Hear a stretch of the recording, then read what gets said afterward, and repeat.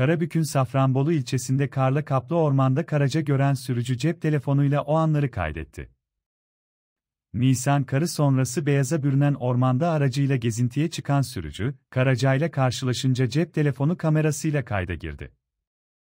Sürücüyü fark eden Karaca, ona doğru bir süre baktıktan sonra bölgeden uzaklaştı.